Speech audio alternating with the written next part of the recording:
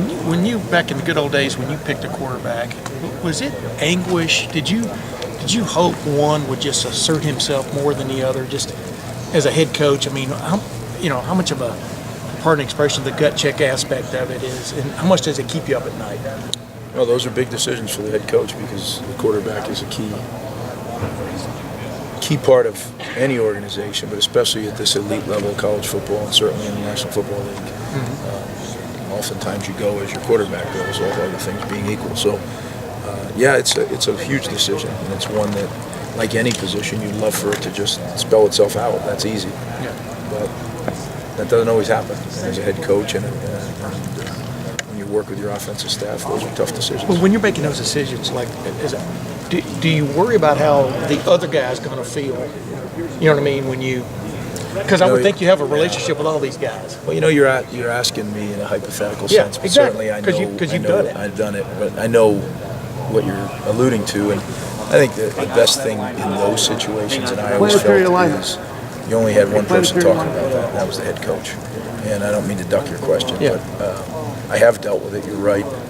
But I don't have to deal with it right now, so I'm going to let Coach deal with it. Hey, real quick, what is the number one thing that caught your eye about your defense that you got better at, you worse at, whatever you want to call it, through this spring? What did you see change about this defense or get better, whatever you want to call it?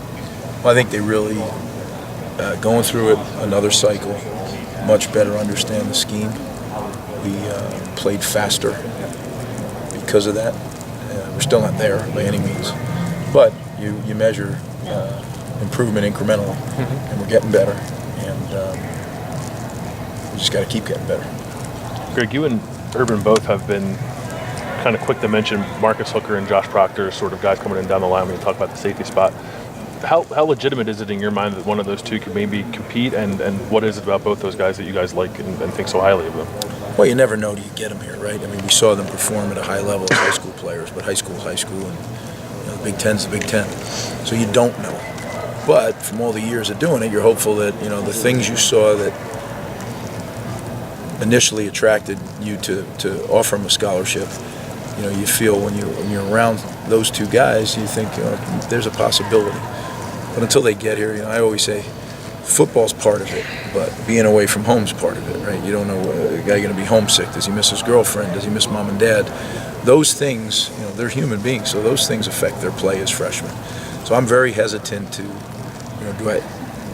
are they going to someday? Yeah, they're going to be really good players. I believe that. Is that day September 1st? I don't know that. Yeah. We're going to figure that out through training camp. And I think there was probably some assumption, at least on the outside, that Isaiah Pryor would just step up and take the open safety job. And I know it's not settled yet, but what did you see out of Isaiah this spring? I thought he improved. Yeah, I did. Certainly, had he improved so much that it was clear cut, he'd been named the other safety. But I did think he improved, and he works incredibly hard. I mean, he is one of those guys who you can't ever question his effort. So I have, it's been my experience when you have an athletic, talented guy who's willing to work hard, eventually it works out.